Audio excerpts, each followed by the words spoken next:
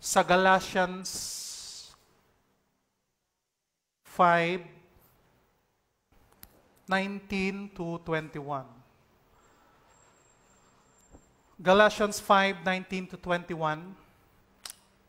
Sabi ng salita ng Panginoon, the acts of the flesh are obvious: sexual immorality, impurity, debauchery, idolatry, and witchcraft, hatred, discord, jealousy, fits of rage or fits of anger, selfish ambition, dissension, faction, verse 29, and envy, drunkenness, orgies, and the like. I warn you, as I did before, that those who live like this will not inherit the kingdom of God.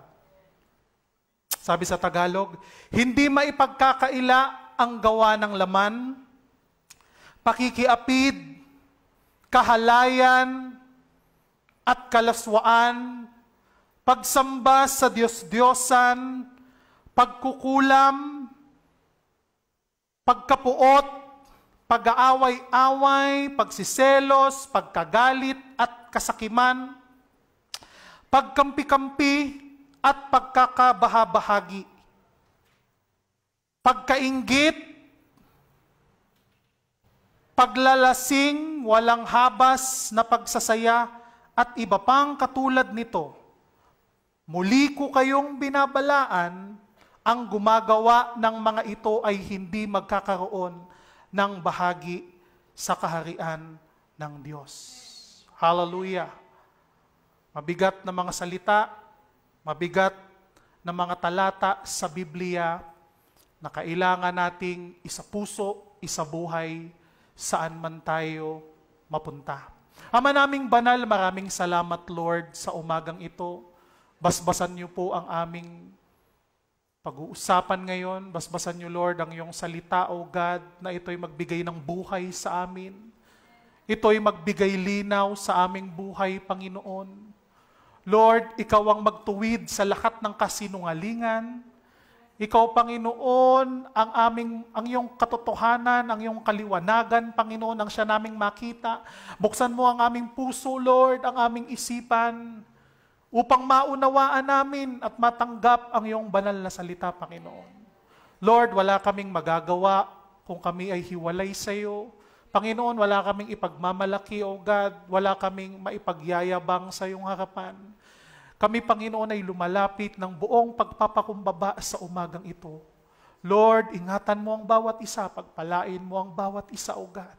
Ano man pong mga gawa ng aming kaaway sa bawat buhay ng isa sa amin, Lord, ay aming winawasak, aming itinataboy, aming itinatapon, at hindi na kailanman ibinabalik in the name of Jesus.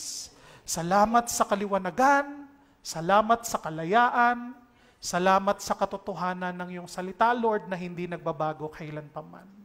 Panginoon, pinupuri ka namin, O Diyos. Pinapasalamatan at binabalik namin ang lahat ng kaluwalhatian, papuri at pasasalamat sa tanging pangalan ng aming Panginoong Jesus. Ang lahat ay magsabi ng Amen and Amen. Hallelujah. Praise God. Last Sunday, I think, meron kasi kaming, nakita nyo, nag-post ako sa aking account, sa social media account, na yung isa naming pet ay, na nagkaroon siya ng karamdaman na hindi namin alam kung bakit. Alam niyo naman kami, mga four parents, kumbaga sabi nga nila, mga nanay, tatay ng mga pet. Alam niyo kasi, pag may alaga kayong pet, parang ang turing nyo, hindi lang parang hayop, lalo na kung napamahal sa inyo, no? Lahat naman ng bagay, kung napamahal sa inyo, hindi lang turing nyo bagay, kasangkapan o isang hayop na alaga, kundi minsan kayo ay nagkakaroon din ng pagmamahal sa kanila, pag-ibig sa kanila, at yung parang care, pag-aalaga, dahil nga kayo ang mga nag-aalaga sa inyong mga pets. So, Saturday, okay naman siya, wala siyang nararamdaman. malakas siya, malusog, matakaw, sobrang takaw. Lahat ng nakikitang pagkain, kinakain. Kahit ang mga hindi na dapat kainin, kinakain pa rin. Dahil siguro ganun ang mga pet pagka parang na-excite sila. Na-excited sila masyado, kumakain sila ng mga bagay. Hindi namin namalaya nung tayo ay nag-worship dito. Yun pala ay masamang-masama na ang kanyang pakiramdam. At buti na lang, umakyat si Pastora Maricar at tiningnan niya, sabi niya, umaga pa lang napansin niya na nagsusuka na, nagdudumi na siya, sabay-sabay. Akala namin mga normal lang na mga symptoms, mga normal lang na pangyayari sa kanyang buhay. Kasi usually ganun naman yung nangyayari sa mga hindi pa talaga adult na mga pet. So nung nakita niya nung umaga ay talagang nag-worst. At talagang hindi na gumagalaw at akala namin ay yung aming alaga ay mawawalay na sa amin. At kami ay nalungkot. And then, hindi naman siguro masama ipag-pray. Sabi mo, Lord, tulungan mo naman to kahit hayop lang to. Pero creation mo to. Linikha mo rin to. Nagbibigay din sila ng kaligayahan sa mga owner nila. Nagbibigay din sila nagiging stress reliever din sila. Meron silang pakinabang sa atin. Meron silang mga bagay na nagagawa na hindi nagagawa ng mga material na bagay, ng mga gadgets at kung ano-ano pa man. And then, nung tinignan namin, wala na talaga siya. Sumuka na siya ng dugo. Dumumi na siya ng dugo, at sobrang dehydrated na siya. Nag-ano kami ng first aid kit, lagyan namin ng tubig, lagyan namin ng asukal, pinainom namin sa kanya gamit yung sa injection para diretso talaga sa kanya yung kanyang mainom. Tiningnan ko yung kanyang dila, wala na, putlang-putla na, matigas na yung kanyang bibig at kumukurap-kurap na lang siya. Nung morning, masama na yung pakiramdam niya, nung bumaba ako, binati ko siya, gumagalaw pa yung buntot niya. Pero nung katagalan, nung tanghali na, wala na talaga, as in, hindi na nag-response. Tapos, ganun lang kabilis. Nung kagabi, nung araw na yon, ang saya-saya pa, ang sigla-sigla, ang harot-harot pa. Tapos kinabukasan, parang wala na talaga.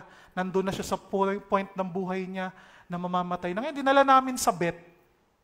At hindi namin maintindihan kung ano ang nangyari sa kanya. At napaisip kami, hindi naman pwedeng mga virus, yung mga usong virus sa mga pet na namamatay sila. Kasi yung alaga namin, si Debbie, ay fully vaccinated siya ng lahat ng vaccine. So, para sa kanila. So, nagtaka yung doktor, anong kayang dahilan, amen? So, ang ginawa niya, kinuha na niya ng blood sample at linagay niya doon sa machine na para sa kanila na malalaman kung anong meron, may bacteria ba sa kanyang dugo, diba? Kung meron bang virus, meron bang something sa kanyang dugo. At nung nakita, after nung findings, nung result, tinanong kami ng vet na, meron po ba kayong mga nakakalat doon na mga nakakalasong bagay na maaari niyang nakain? And then na-realize namin, nung mga isang araw, merong naglagay sa amin ng mga rat killer sa paligid ng aming bahay. Binalaan ko ang lahat ng tao sa amin, huwag kayong maglalagay ng kahit anong nakakalason dyan. Dahil may mga kasama tayo dito na hindi tao, na hindi nila alam kung ano yon. At yung mga ganyang rat killer na mga pagkain para, sabihin na natin, panglaso ng mga mababait, sabi nga nila, ng mga problema natin sa ating tahanan, talagang mabango yan at nakakahumaling yan. Amen? Para maakit ang mga pest at kainin yun at mawala sila. Pero ang nakakatakot lang kung may alaga kang pet sa parehong lugar, malaki ang tendency na sila rin ay makakain nun. At ma-intake nila yun. At magiging masama ang pakiramdam, maghihina at eventually maari nilang ikamatay pag hindi natin inagapan. Ganun lang kadali. Nung gabi, okay pa. Nung umaga, medyo okay pa. Pero mga ilang oras na lang ang pagitan, grabe, nandun na siya sa point na mamamatay na siya. Kaya nakita namin doon, grabe, pala pag natikman, nakain nila yon kahit kakaunti lang, kung yon ay nahalo sa kanilang katawan, maaari nilang ikamatay, mga kapatid. So kailangan, kung may mga alaga kayong pet, ingatan nyo, ilayo nyo. Ang mga bagay na masasama, iiwas nyo sa mga bagay, lalo na sa mga poisonous, lalo na sa mga lason. Sa atin din pong pananampalataya sa ating spirito, maraming mga lason na maaring makaapekto sa ating pananampalataya. At pag hindi natin naagapan, mga kapatid, maaari tayong mapahamak, maaari tayong mawala sa ating Panginoon. Like alam natin yung mga binanggit natin kanina, yung mga pakikiapid, di ba? Ito yung mga madalas nating mabasa sa Biblia, mga kahalayan at mga kalaswaan. Minsan akala natin yung mga big deal lang na mga kasalanan ay yung mga bagay na yon. Pagsamba sa Diyos-Diyosan, di ba? Alam natin yan, nasusuklam ang Panginoon. Pagkasuklam, pagkapuot, pagkaaway-away, pagsiselos. Tapos yung mga bagay na yun, parang unti-unti na lang na bumababa sa ating mga pagtingin. Na parang, hindi naman ako nakikiapid. Hindi naman ako wala naman akong kahalayan, hindi naman ako gumagawa ng kalaswaan sa aking sarili, hindi naman ako sumasamba sa Diyos-Diyosan, hindi naman ako mangkukulam, di ba? Pero sometimes nagiging maliit sa ating isip yung mga pagkapuot. Parang wala na lang yun. Tagal ka ng believers pero meron kang pagkapuot sa iyong buhay. Pag-aaway-away sa pamilya, sa church, pagsiselos, pagkagalit, kasakiman, pagkakampi-kampi, pagkakabahabahagi. Akala natin simple lang yan, no? Yung pagkakabahabahagi sa church, yung pagkakabahabahagi sa ministry. Pero hindi natin napapansin na katumbas o kalabel siya ng mga kahalayan o pakikiapid o pagsamba sa Diyos-Diyosan. Walang pinagkaiba, walang mas magaan, walang mas mabigat. Pagkakabahagi, verse 21, pagkainggit. Akala natin yung pagkainggit ay wala lang normal feeling. Akala natin minsan may nakikita tayo, bigla tayong ginaganahan, naiinggit tayo, gusto nating magkaroon, gusto nating gawin yung mga bagay dahil nakita natin sa iba at pinagnanasahan nating makamit. Paglalasing, walang habas na pagsasaya at iba pang katulad nito. Muli ko kayong binabalaan, ang gumagawa ng mga ito ay hindi magkakaroon ng bahagi sa kaharian ng Diyos. Pareho lang. Ito nga yung tinatawag na sin list. Meron dito at least 15 na mga kasalanan na halimbawa ni Paul. Pero I believe hindi lang ito. Kaya sinabi ng Word of God, mga katulad nito. Meaning to say, lahat ng mga hindi nakasulat dito, pero alam natin na hindi nakakabuti sa ating katawan. Hindi nakakabuti sa ating spirito, hindi nakakabuti sa ating pananampalataya, ay maaring maging lason sa ating buhay. Akala natin healthy pa tayo, akala natin malakas pa tayo. Pero sa umagang ito, mga kapatid, gusto ko mag-focus lang tayo sa isa. Kasi kung lahat na itatakil natin, napakalawak. Pero literal na nabasa natin ang mga bagay na to kung saan binabalaan tayo ng salita ng ating Panginoon. Pero sa umagang ito, gusto ko mag-focus muna tayo sa isang particular na lesson na hindi masyadong napapansin, na hindi masyadong nakikita sa ating buhay. Pero pag siniyasat, pag ginamitan natin ng machine, itong Galatians 5:19-20, parang machine to eh. Na pwede nating tingnan yung ating sarili, pwede nating i-check up, pwede nating i-diagnose yung ating sarili kung alin sa mga nandoon ang nagiging lason sa ating buhay nang hindi natin namamalayan. Or di kaya ine-ignore natin, o di kaya iniisip natin na maliliit lamang na bagay ang mga bagay na yon. So sabi sa verse 21, envy. Sa Tagalog, pangkainggit. Dito muna tayo mag-focus sa verse 21, pagkainggit.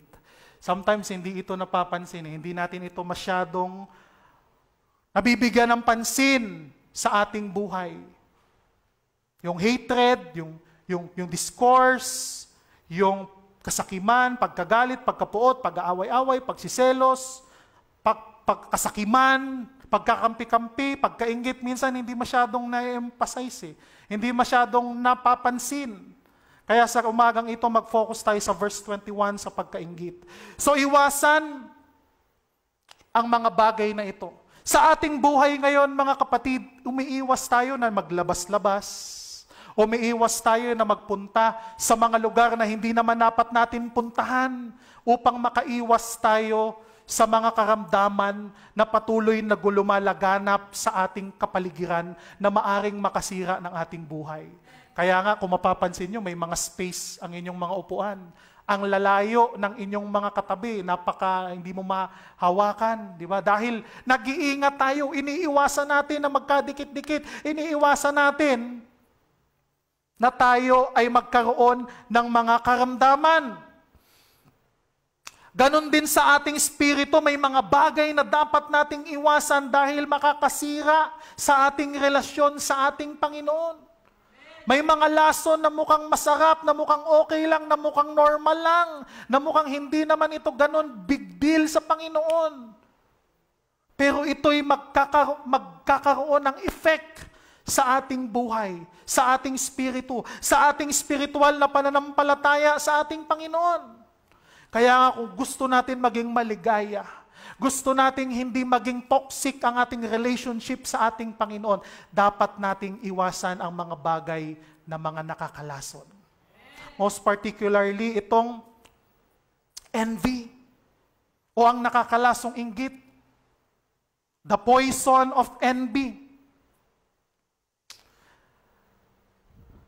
Ano ba yung meaning ng inggit sa dictionary, mga kapatid, or envy? A feeling of discontented or resentful longing aroused by someone else's possession, qualities or lack, desire to have a quality, possession, or other desirable attributes belonging to someone else. Mga bagay na hindi naman natin inaasam nun, mga bagay na hindi naman natin kailangan, mga bagay na hindi natin afford, pero dahil nakita natin na meron ng iba, na ginagamit ng iba, na nasa buhay ng iba, tayo rin ay nagnanasang magkaroon kahit hindi naman talaga natin kailangan o hindi naman natin afford. So why is envy poisonous? Because envy destroys human relationship.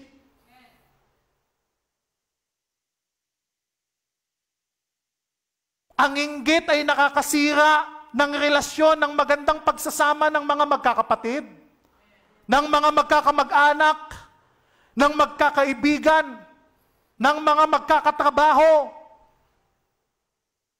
Akala mo yung katrabaho mo ay mabuti sa iyo, pero hindi mo nalalaman siya pala ay may inggit at ikaw ay sinisiraan sa maraming tao. Envy is poisonous because it leads to evil thoughts and evil action. Pag naiinggit ang tao, kasunod na nun ang paggawa ng hindi maganda. Kasunod na nun ang paggawa ng masama. Kaya nga sabi ng James 3 verse 16, sapagkat saan man naghahari ang inggit at makasariling hangarin, naghahari din doon ang kaguluhan at ang lahat ng uri ng masamang gawa. Kaya kung ginagawa mo yung mga bagay dahil lang sa inggit, dahil lamang sa mga desire, dahil lamang sa pagnanais, ikaw ay tinutulak nito sa paggawa ng masama. At sabi ng Word of God, kung nasaan ang inggit, doon naghahari ang kaguluhan at lahat ng uri ng masasamang gawa. Kapag naiinggit ang tao, ang kasunod na nun ay masamang gawa. Maraming natatakot sa mga lumalaganap na sakit ngayon, pero sa sakit ng inggit, minsan binabaliwala at hindi natin binabantayan sa ating sarili. Dahil sa inggit, si Joseph ay binugbog, sinaktan ng kanyang mga kapatid, itinaboy, ibinenta, naghirap si Joseph dahil lamang sa inggit ng kanyang mga kapatid, kaya gusto siyang mapatay. Kita natin yung topic natin, midweek services, patungkol kay Joseph. Bakit? Dahil sa inggit. Si King Saul, nawala ang kanyang kingship, nawala ang anointing ng Panginoon. Dahil sa inggit. Itinakwil siya ng Diyos dahil may inggitin siya. Si Miriam, pinarusahan ng Diyos dahil nainggit siya. Sabi niya sa kanyang mga kasama, bakit si Moses lang ba ang kinakausap ng Diyos? Si Moses lang ba ang may kapangyarihan? Si Moses lang ba ang dapat magsalita sa mga tao at dapat sundin ng mga Israelita? Dahil sa inggit, siniraan niya ang kanyang kapatid. Dahil sa inggit ng mga religious leaders, kaya ipinadakip nila si Jesus.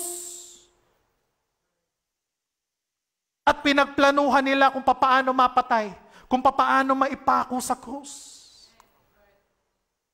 Dahil nung nagpipreach si Jesus about the gospel, about sa salita ng Panginoon, marami ng tao ang hindi na halos pumupunta sa kanilang mga sinagoga.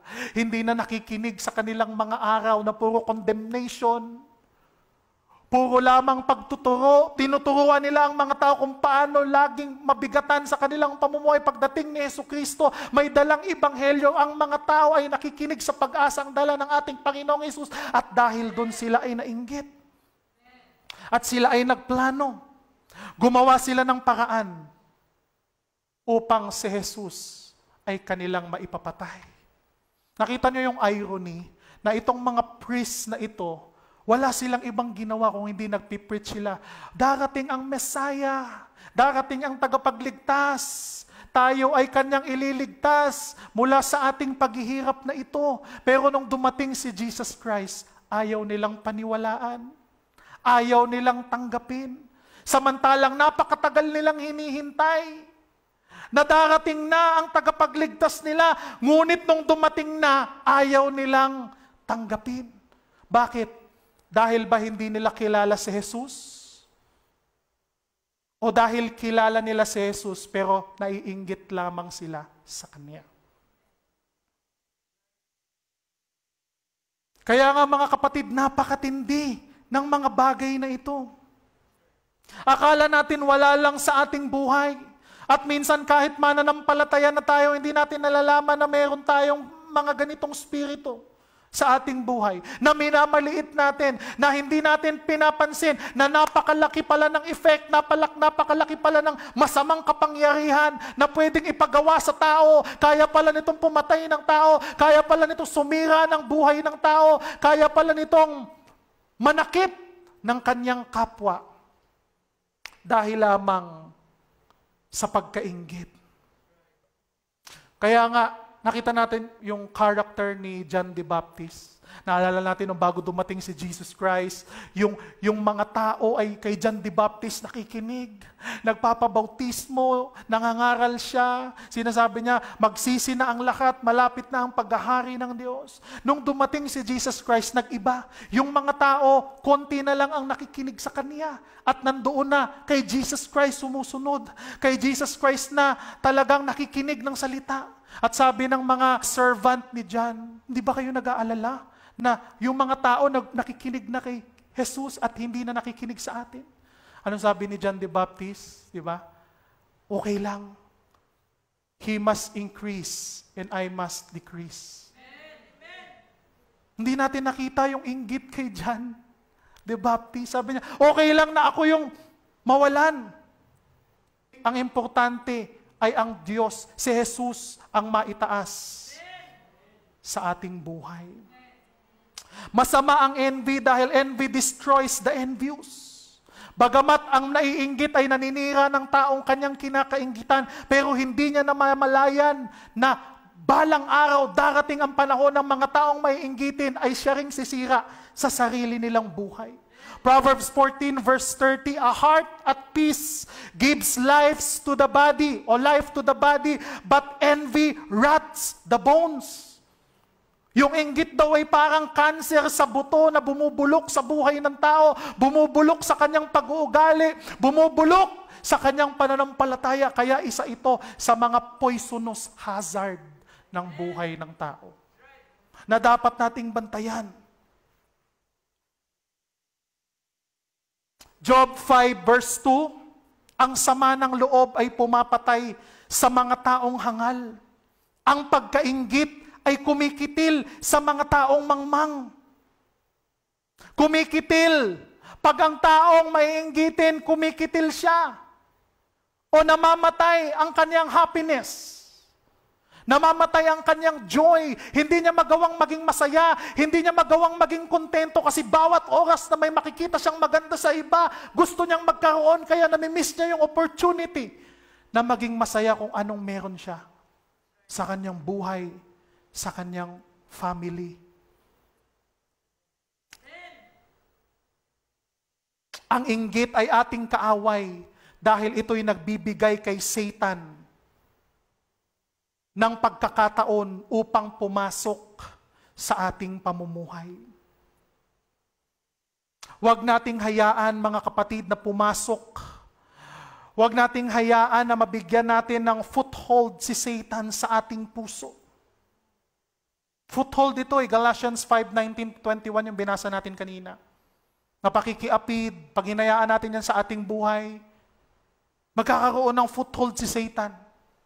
Bibigyan ka niya lagi ng pahirap. Konting excitement siguro, konting thrill kung yun ang hinahanap ng tao, pero mas matindi ang pabigat na ibibigay niya. Kahalayan.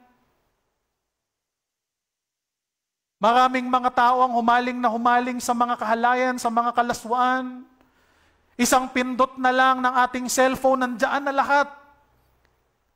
Nandiyan na ang mga poisonous. Ngayon, kung hindi natin babantayan ang ating sarili, tayo ay mauhumaling at hindi napapansin na tayo ay nalalason at unti-unti nang hihina. Pagsamba sa Diyos-Diyosan, pagkukulam, pagkapuot, pag-aaway-away, pagsiselos, pagkagalit at kasakiman, pagkakampi-kampi at pagkakabahabahagi, pagkainggit, paglalasing, walang habas na pagsasaya at iba pang katulad nito. Yung mababasa natin sa Galatians 5:19 verse 21, maari tayong manalamin, mga kapatid. Maari itong maging tool kung papaano natin mapapanatili yung check and balance sa ating buhay. Check natin. Dahil sabi ng Word of God, kailangan nating ingatan ang ating buhay na hindi tayo malason ng mga bagay na ito na nakakahumaling at mahalimuyak at maganda at nakaka-entice, nakakagana, pero magdudulot ng kapahamakan sa ating buhay. Kaya sabi ng Ephesians 4:27, do not give the devil a foothold. Huwag ninyong bigyan ng pagkakataon ng dyablo. Huwag nating bigyan ng pagkakataon ang dyablo kung saan doon siya magko-concentrate at doon siya magpo-focus upang tayo ay magapi sa ating pananampalataya. Dahil the envious people are easily manipulated by the devil. Pag naiinggit ang tao, nagiging bulag siya. Hindi niya na nakikita ang kabutihan sa taong kinaiinggitan niya, puro na lang kasamaan. Kasi naiinggit eh. Kahit yung tao na yun may mga mabubuting ginawa, hindi niya yun papansinin kung hindi yung mga mali, yung mga masasama lamang at yung ikakapahamak lamang ng tao ang kanyang sisirain. Sa panahon natin ngayon, ang daming trolls. Makagawa ka lang ng konting mali, ibibigay nila sa iyo yun at hindi nila ipapakita yung mga kabutihan na iyong iginagawa. Diba? Napaka-unfair. Kaya napakahalaga na ma-recognize natin yung spirit ng envy, ng pagkainggit. Envy opens door to Satan to infiltrate even the church. Pag may inggitin ng isang tao, ginagamit siya ni Satan kahit na siya pa ay nasa ministry. Nasa church, nagsiserve din naman sa Panginoon. Pero kung hindi niya nabantayan ang kanyang sarili, siya pala ay ginagamit ng kaaway. Yung mga tao na laging humahadlang sa gawain ng Panginoon dahil naiinggit sila, laging pumipigil na mag-expand ang gawain ng Panginoon dahil ayaw nilang makitang lumalago ang gawain ng Lord. Sa music ministry, sa mga singers, sa choir, sa mga dancers, maraming ganyan, nag-aaway-away. Hindi nakapag-ministry ng maayos sa Panginoon. Bakit? Kasi nag-iinggitan. Bakit siya ganun? Bakit siya ganyan? sa mga Sunday schools, sa mga pastors, sa mga gawain ng Panginoon na naaapektuhan dahil sa pag-iinggitan. Kaya nga mga kapatid, kailangan nating bantayan. Kailangan nating ingatan. Sino ang kadalasang ginagamit o nagagamit nitong spirito ng inggit sa buhay natin? Family members. Minsan nagsisimula sa closest relationship na meron ka. Sa mga magkakapatid, nakikita natin lagi to. May mga 12 magkakapatid. Kasama ang mga magulang 13, 14, kasamang parents. Ngayon, nakikita natin, mag-uulam sila ng isang buong manok, hati-hati ang lahat na yun. So may rules. Una ang nanay, sunod ang tatay, sunod ang pinakamatanda. Hanggang yung matitira sa bunso, liig. Liig o kaya bandang puwetan. Sama-sama ng loob ng bunso, walang iya. Yung kuya ko laging pitso. Kaya meron siyang galit, meron siyang inggit. Bakit ba kasi ako bunso? Ha? Bakit ba kasi ako huling lumabas sa aking magulang? Kaya nung lumalaki siya, meron siyang galit. Meron siyang puot. Saan nagsimula? Dahil sa inggit. Sana akin yun eh. Kung hindi legang natitira sa akin, bawang na lang. At saka sabaw.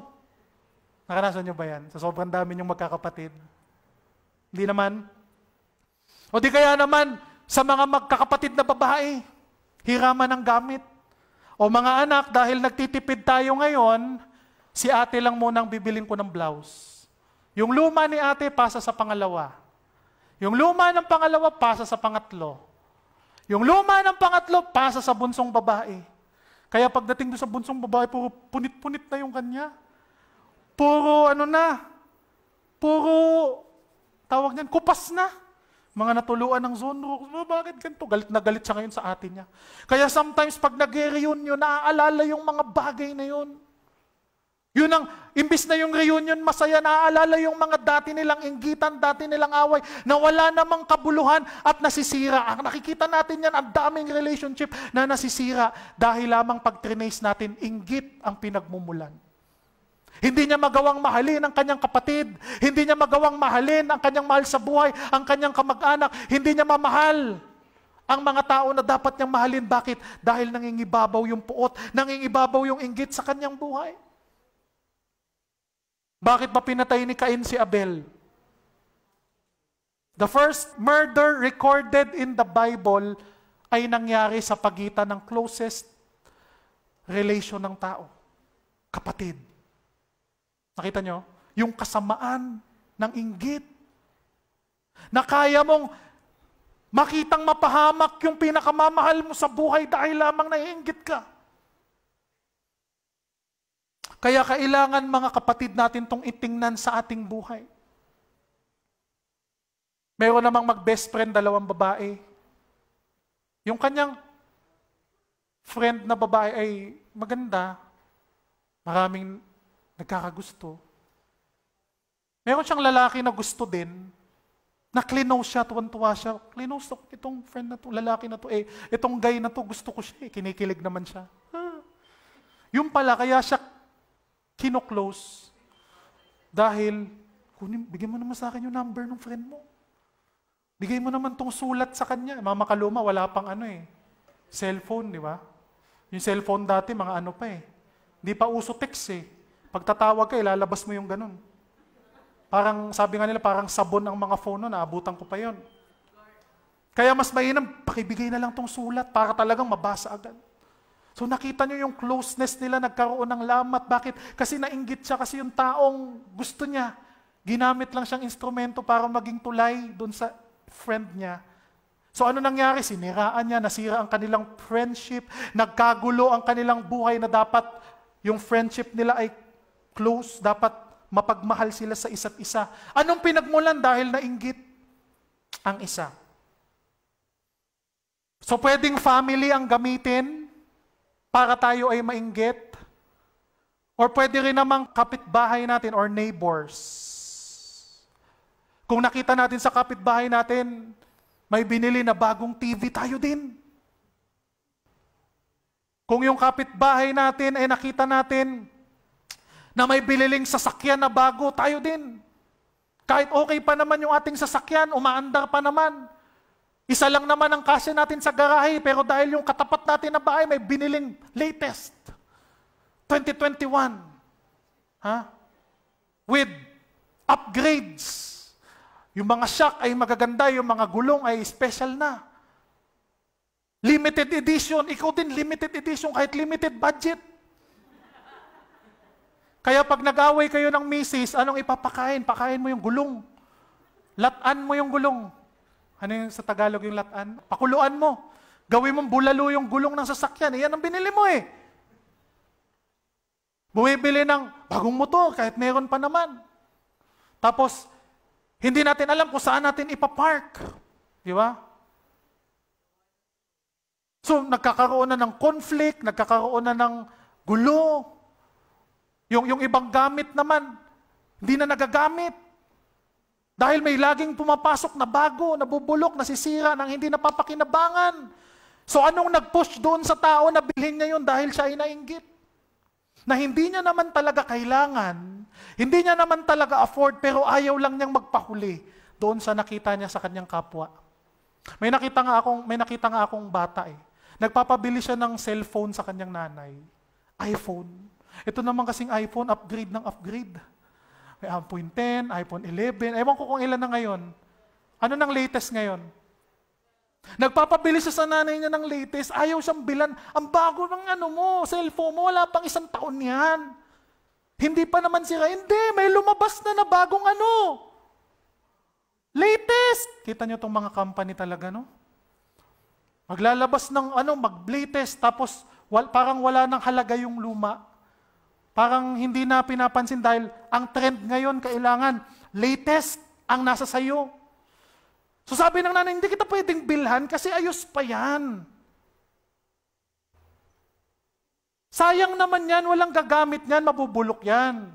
Hindi naman natin pwedeng ibenta kasi nakaline, di ba? So anong ginawa niya? Dahil ayaw siyang bigyan dahil hindi pa daw sira. Binasag niya yung kanyang makinis at wala pang 1 taon na cellphone, na iPhone na napakamahal-mahal sa harapan ng kanyang nanay. At sabi niya, ngayon, bilan mo na ako ng bago, sira na.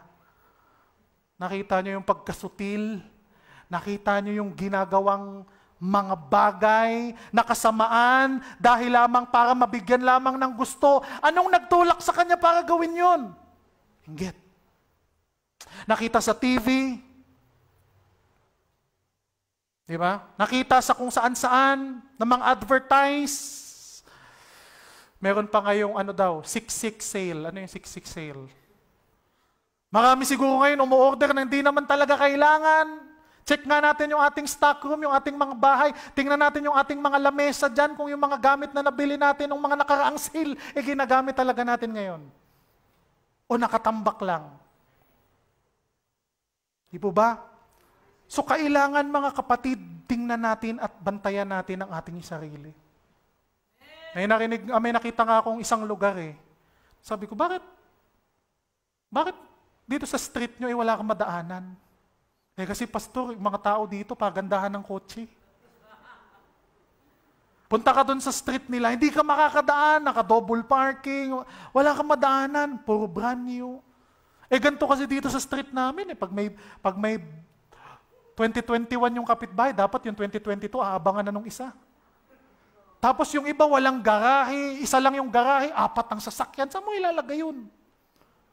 Di ba ang gulo-gulo sa society, hindi lang ikaw ang naapektuhan, yung mga kapitbahay mo, yung mga tao na maapektuhan nun, yung daanan, hindi na magamit, kasi bili ng bili. Ay hindi, kasi mga madali lang naman itong bayaran. At saka yung iba, ipinapasok naman nila sa Uber. Nagsara yung Uber. Hatak lahat ng mga sasakyan, ang dami. So nagbigay pa ng burden, nagbigay pa ng kasakitan sa loob. So grabe ito mga kapatid. Maraming relationship na pagsasama ang nasira dahil lamang sa maling desisyon. Maling pagbili, maling pagpaplano, maraming pamilya ang nasira. Maraming pagsasama ng mag-asawa ang hindi na naging masaya Dahil sa mga desisyon na hindi pinag-iisipan sa buhay na ang nag-uudyok lamang ay pagkainggit. Kaya nga napakaraming pwedeng sirain nitong laso na ito sa buhay ng tao. Pero salamat na lang, may salita ng Panginoon. Kung merong lason, merong antidote. Merong pangontra sa lason. Amen? Naalala ko si Debbie nung yung alaga naming pet. Wala na talaga, ano na talaga to, sabi ko, binibiro pa naman natin, di ba itong pet na to, medyo pasaway, hayaan na lang natin to, bili na lang tayo ng bago. Pero hindi mo maitim eh. Talagang wala na, kala mo, wala na, hinang-hina na, kaganon na. Nakapagdating doon sa vet, wala nang kalakas-lakas. Pero nung siya ay tinuro ka ng antidote, nilagyan ng dextrose, binigyan ng mga gamot, unti-unting lumakas at unti-unting bumalik ang kanyang sigla. At salamat naman nung kailan ba namin nakuha yun? Basta last week nakuha na namin siya, malusog na siya. At ngayon, healthy na ulit siya pero naka-isolate at nagbibigay na uli siya ng kasiyahan sa amin. Pero nung linggo, wala na. Parang nag-iisip na ako, ano kayang ipapalit ko dito? Pero hindi mo pa rin magawang pabayaan pagka yung alaga mo ay napamahal na sa'yo. So ano ang antidote? Ano ang gamot ng mga pagkainggit sa buhay ng tao? Number 1 sa Exodus 20 verse 17, do not covet. Huwag mong pagnasahan, sabi sa Ten Commandments, ang pag-aari ng iba. Yung kanyang asawa, sabi dyan yung kanyang mga alipin, babae o lalaki, yung kanyang mga hayop, yun yung unang panahon Kung anong meron siya, huwag mong pagnasahang makuha at gagawan mo ng masama ang tao na yun. Huwag nating siraan ang tao kung nakikita natin siyang lumalago. Huwag nating siraan ang tao kung nakikita natin siyang binibless ng ating Panginoon. Kung hindi, gamitin natin yung inspirasyon. Kuhaan natin yun ng motivation. Kung gusto natin yun, magsikap din tayo sa ating pamumuhay. Maging tapat din tayo sa ating paglilingkod. Pero huwag nating siraan ang tao dahil lamang naiinis tayo na siya ay umaasenso sa kanyang buhay. Huwag tayong mainggit. Kahit hindi sa loob ng church, kahit sa loob ng iyong pamilya, kahit sa loob ng iyong workplace, kahit sa mga estudyante. Kung mas matalino minsan, kinakagalitan.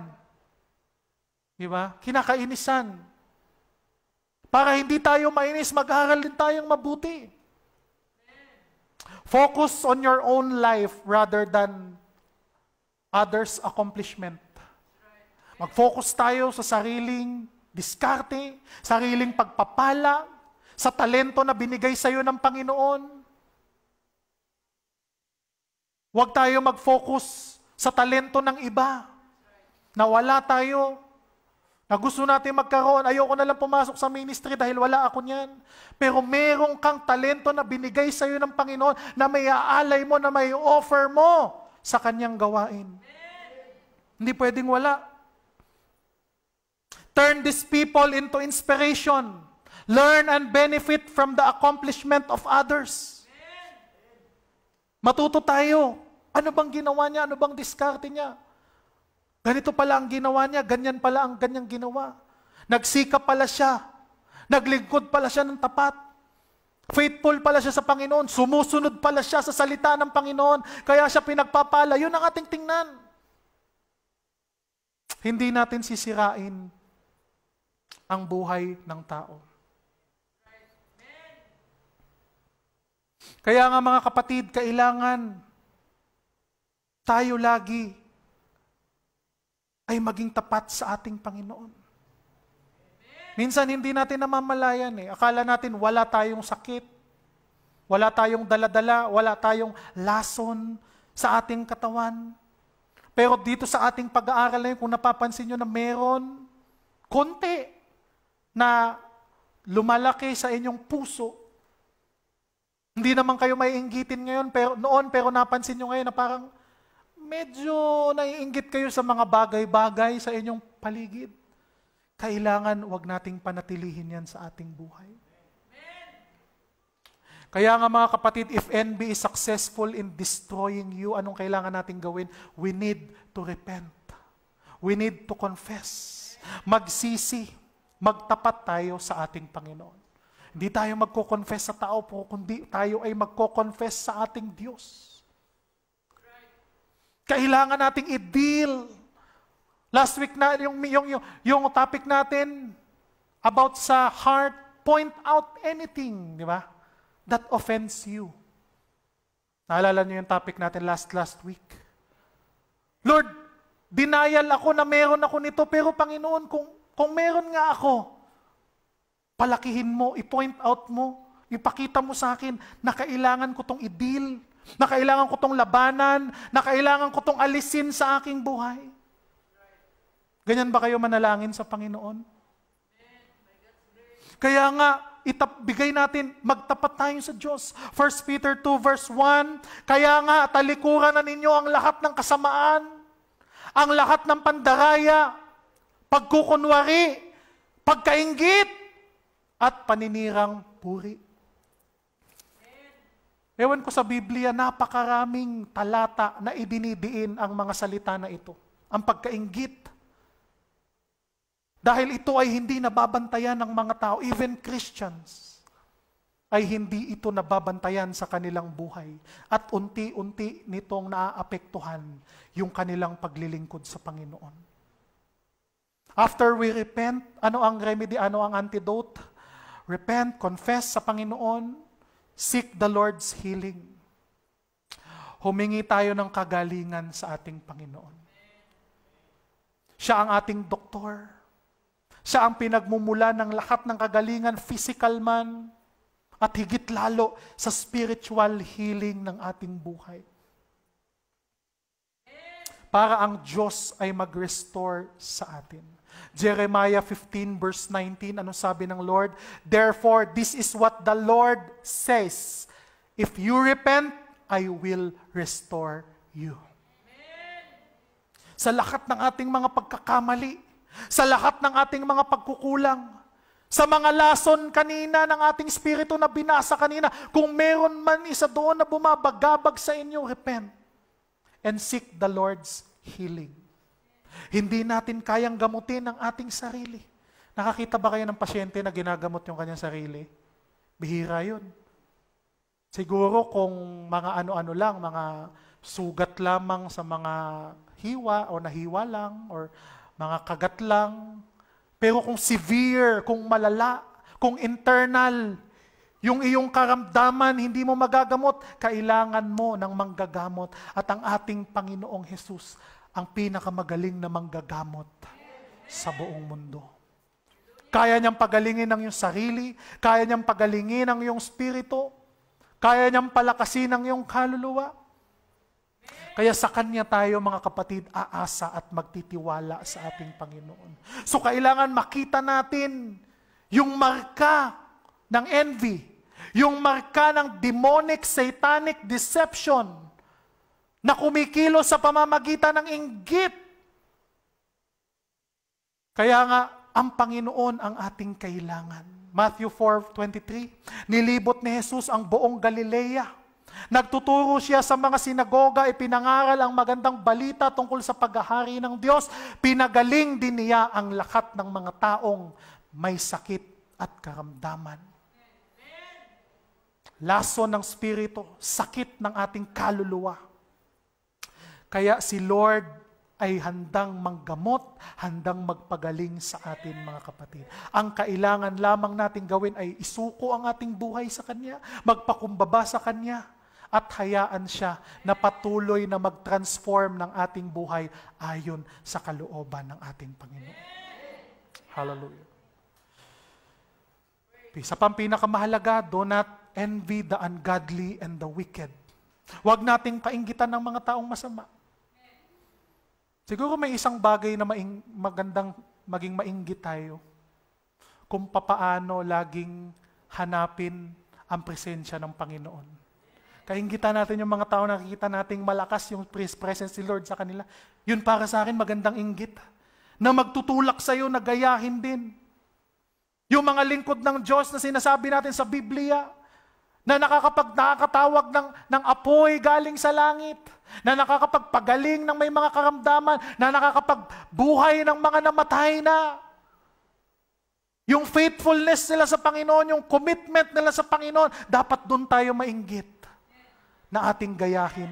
Pero yung mga kasamaan ng iba, yung kayamanan ng iba, yung kagalingan ng iba, na nakuha nila, na-accumulate nila sa mga kasamaan ng bagay, yung mga yumaman sa corruption, yung mga umasenso sa pandaraya, yung umasenso sa mga illegal na mga gawain, yung mga gumagawa ng mali, yung mga gumagawa ng masama, sabi ng Word of God, huwag natin silang kaiinggitan. Dahil pag kinainggitan natin sila, magtutulak ito na gawin kung ano rin ang ginagawa nila. At makakalimutan natin ang salita ng ating Panginoon. Proverbs 24:19-20, huwag kang mainggit sa mga gumagawa ng masama, nitutulad sa kanilang mga gawa. Ang masama ay walang kinabukasan at walang inaasahan sa hinaharap. Hallelujah. Walang inaasahan sa future. Kahit mayaman sila ngayon, pero pagdating ng panahon, pag siningil na sila ng kanilang mga ginagawa, wala silang maaasahan na tulong galing sa Panginoon. Dahil alam natin lahat ng tao ay haharap sa Panginoon at magsusulit sa lahat ng bagay na ating mga ginawa. Psalms 49:16-17, di ka dapat mabagabag. In other words, di ka dapat mainggit. Ang tao ay yumaman, lumaguman, nang lumago yaong kanyang kabuhayan. Hindi ito madadala kapag siya ay namatay. Verse 17, ang yaman ay hindi niya madadala sa libingan. So hindi natin dapat mainggit. Hindi tayo dapat maingganyo sa mga gawaing masama dahil alam natin ang katotohanan na lahat ng mga bagay dito, material things, ay temporary lamang. At meron tayong dapat paghandaan, ang buhay natin na walang hanggan sa ating Panginoon. Hallelujah. Blessed be your holy name. So hindi tayo dapat bagong phone, bagong laptop, bagong sasakyan. Kahit pa 20 years na yung iyong sasakyan, kung maganda ang maintenance, okay pa yan. Pwera na lang kung talagang pasok sa budget mo, blessed ka talaga ng Panginoon, gusto mo naman ng bago, walang problema. Pero titingnan mo kung yung nag-uudyok ba sa'yo para gawin ang yung bagay na yun ay hindi nang galing sa inggit. Kaya mo ba talaga? Hindi ka ba nito pahihirapan pagdating ng panahon? Hindi ba makukompermiso ang iyong pamilya? Hindi ba makukompermiso ang iyong paglilingkod? Ang iyong pananampalataya sa Panginoon? Kasi kung maaapektuhan sila, wag na lang.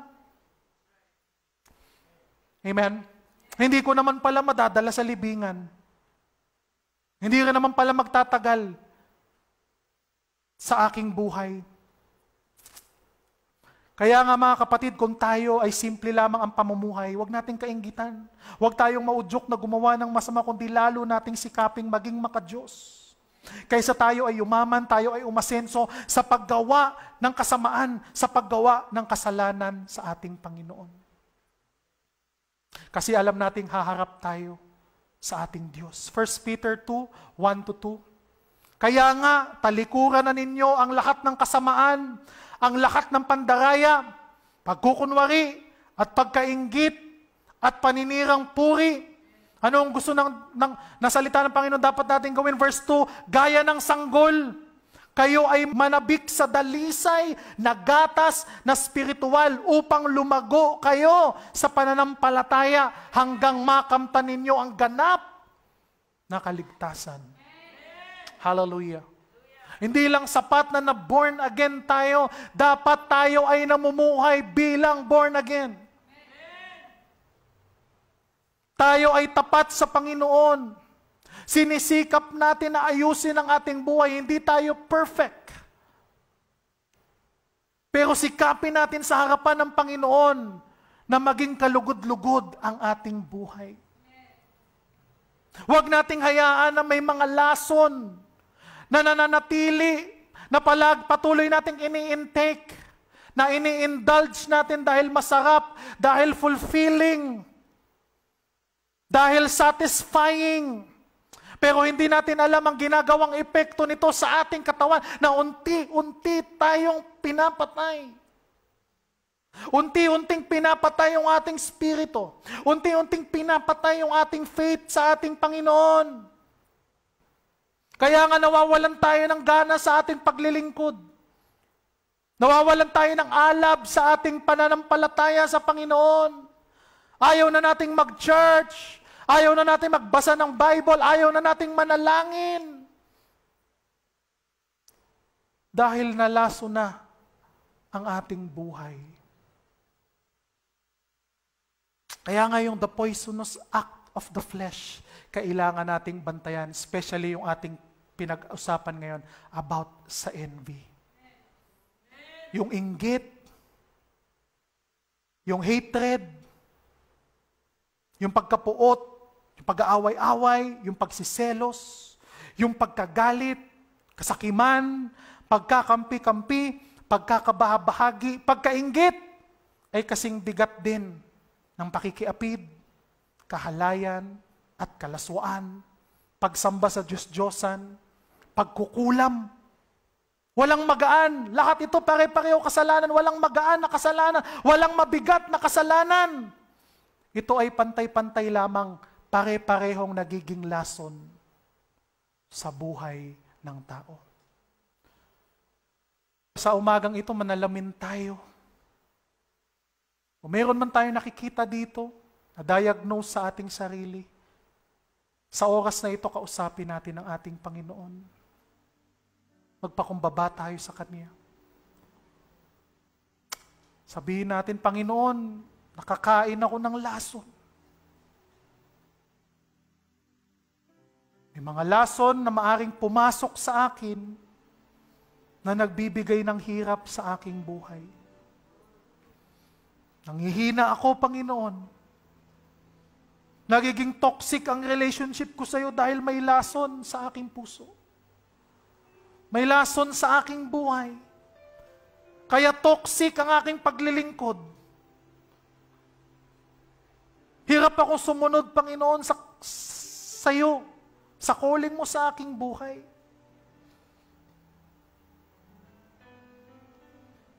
Hallelujah. At tayo ay magpakumbaba sa harapan ng Panginoon. Habang kayo'y nandyan sa inyong upuan, siyasatin natin ang ating sarili, mga kapatid.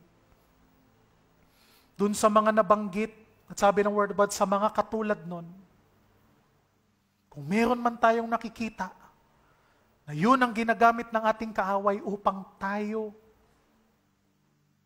ay patuloy na maapi at patuloy niya na pahirapan ang ating buhay. Ito ang panahon upang isuko natin ang lahat sa ating Panginoon. Kung tayo man ay may kinakagalitan, hingi tayo ng tawad, meron man tayong kinakapuutan, hingi natin ng tawad sa Panginoon. Meron man tayong pinagkakaselosan, sa anumang paraan, alam nating hindi yan galing sa ating Panginoon. Kasakiman, pagkakakampi-kampi, pagkakabahabahagi, pagkainggit. Search natin ang ating buhay, kapatid. Hallelujah. Praise the name of the living God. Kausapin mo ang Panginoon sa iyong buhay. Huwag mong sayangin ang pagkakataon na ito upang isuko sa Kanya ang lahat.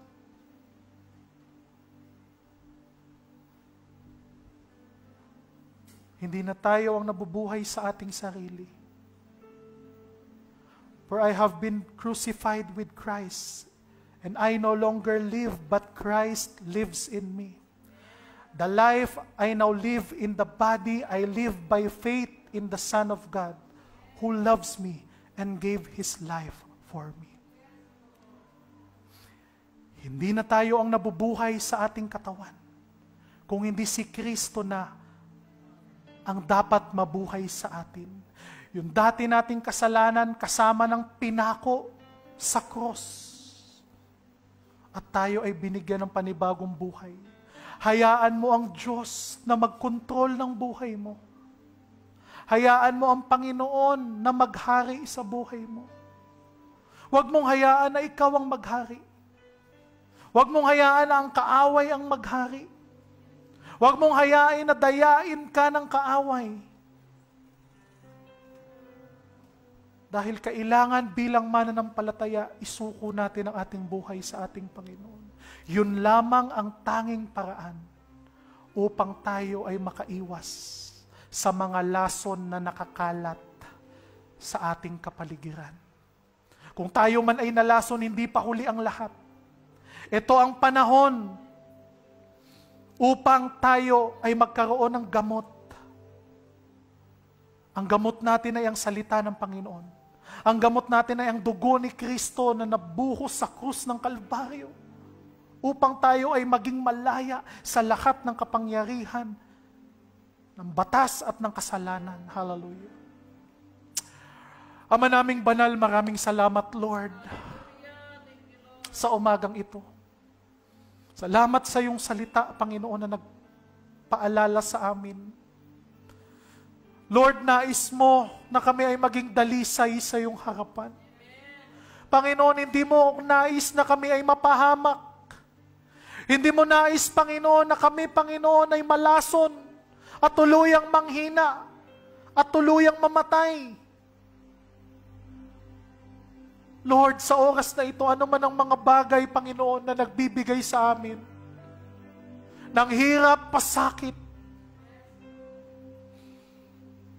ano man po, Panginoon, sa iyong salita, O God, na nabanggit, na merong nagbibigay ng hirap sa amin, Panginoon, isinusuko namin sa iyo.